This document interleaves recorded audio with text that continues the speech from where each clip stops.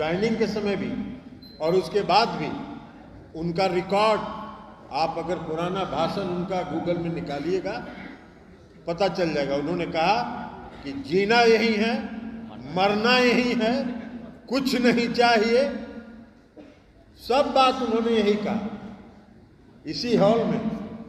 तो सब रिकॉर्ड है उनका। और आज क्या बोल रहे हैं? उनका कहना है कि जदयू और अपना विचारधारा आप लोगों ने आरजेडी के सामने गिरवी रख दिया। अच्छा, अरवल के जब वो एनडीए से बाहर आ रहे थे तो अरवल के सर्किट हाउस में किससे जाके मिले थे? किससे जाके मिले थे?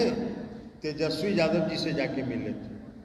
और बीच में जब एनडीए से बाहर निकले थे तो गठबंधन के लिए आरजेडी के साथ घूम रहे थे। उसमें बहुत तेजस्वी यादव जी ठीक थे, उस समय लालू यादव जी बहुत ठीक थे।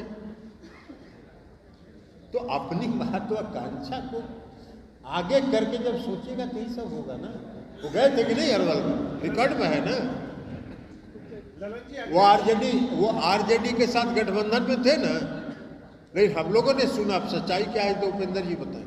हम लोगों ने जो उस समय सुना कि उन्होंने कहा कि हमको मुख्यमंत्री घोषित कीजिए, तेजस्वी जी ने कहा कि आपको क्या के लिए मुख्यमंत्री घोषित करेंगे, तो वहां से निकल गए। तो बहुजन समाज पार्टी ने उनको मुख्यमंत्री घोषित कर दिया, तो वहां से उस गठबंधन से लड़ गए। कि कुशवाहा के जाने से क्या आप लोगों को लगता है कि अगले साल लोकसभा चुनाव में महागठबंधन को कोई नुकसान हो सकता है? काहे का नुकसान होगा? इसके पहले नहीं गए क्या? हुआ इसके पहले गए हैं कि नहीं? कितना नुकसान हुआ? 2015 के चुनाव में वो कहाँ थे? विधानसभा के चुनाव में 2010 के विधानसभा के चुनाव में कहाँ थे? उत्तराधिकारी पड़ोसी के घर में तलाश रहे, इस पर क्या कहें? तो उनको अगर उत्तराधिकारी एक नहीं करते तो हमको उत्तराधिकारी बनाइए। अरे उत्तराधिकारी कहाँ? अभी तो मुख्यमंत्री नीतीश कुमार जी मुख्यमंत्री है। लेकिन आप लोग तो पड़ोसी के घर में खोज रहे थे अपना बेटा। और वो जब पड़ोसी के घर पे गए थे अपने को मुख्यमंत्री घोषित करवाने के लिए, तो उसमें उनको अरवल के सर्किट हाउस में तब क्या पता लगा था? पता नहीं, जिसमें बता देगा। रामचंद्र बाबू बहुत बड़ा बड़ा दावा कर रहे थे। ये पार्टी, इस पार्टी को कोई नहीं जानता। इस पार्टी के पहले भी 2 बार वो गए हैं। कितने लोग उनके साथ गए हैं ये तो वो अपना आकलन कर लेंगे। वो भी जाएंगे, उनको पहले भी उन्हीं के साथ बीच में आए थे रामेश्वर महतो जी। और रामेश्वर महतो जी जब बीच में उनके पहले ज्वाइन कर लिए थे, उस समय उनके बारे में उन्होंने क्या क्या कहा था आके पार्टी में, ये हम बताएं क्या? ये बताना व्यक्तिगत हो, इसलिए हम नहीं बताएंगे। रामेश्वर महतो जी आके क्या क्या बोले थे उपेंद्र जी के बारे में, ये हम लोग को मालूम है और दिल के अंदर है। कुशवाहा जी बिहार के मुख्यमंत्री हैं, तो उस जगह से वो अपने आप को नीचे उतार ही नहीं पा रहे। वो अपने आप खुद से दिमाग में एक अपने लिए स्थान वो बना चुके हैं और उस स्थान से नीचे नहीं आ रहे। लेकिन फिर भी आप चले गए हैं, नई पार्टी की घोषणा कर रहे हैं, बहुत बढ़िया बात है।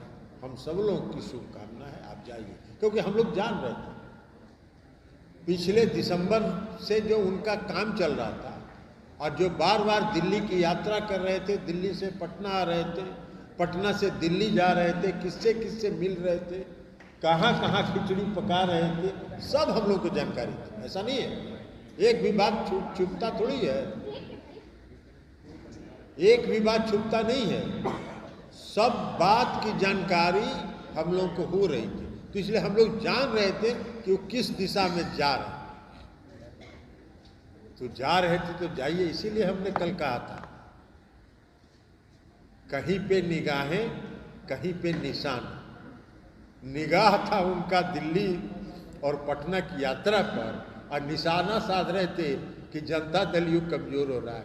अरे भैया, जनता दल यू का सदस्यता अभियान चला, 72 लाख सदस्य बने। आप बहुत जनता दल यू को मजबूत करने का दावा करते हैं, खोखला दावा करते हैं। कै गो मेंबर बनवाए थे, उसमें तो थे आप पार्टी में।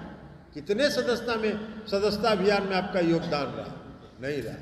और एक बात और आपको बता देते कि जब हम लोग को मालूम हुआ कि वो दिल्ली और पटना की यात्रा कर रहे हैं, तो इस बीच जो उनका कुनबा, उस कुनबा के कई महत्वपूर्ण साथी लगातार हम लोगों से आके मिलते रहे और उन्होंने कहा कि अपनी व्यक्तिगत महत्वाकांक्षा के चलते ये किसी जगह नहीं टिकते हैं, अब हम लोग कहीं इनके साथ जाने वाले नहीं।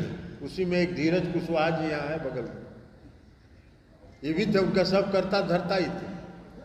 और भी कई लोग हैं, धीरे धीरे एक दिन सब लोगों को बुलाएंगे, तब आप लोगों से मिलाएंगे कि उनके कुनबे के कितने महत्वपूर्ण लोग आज चले वापस।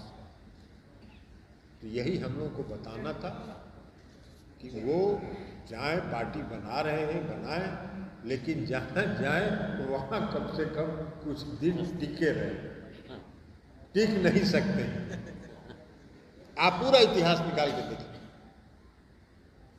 वो विधायक बने पहली बार, तब से आज तक का उनका इतिहास निकाल के देख लीजिए, वो कहीं नहीं टिके, इसलिए टिकेंगे कहीं नहीं। और उनकी सबसे बड़ा जो उनके व्यक्तित्व का जो खामी है वो उनका अति महत्वाकांक्षी होना।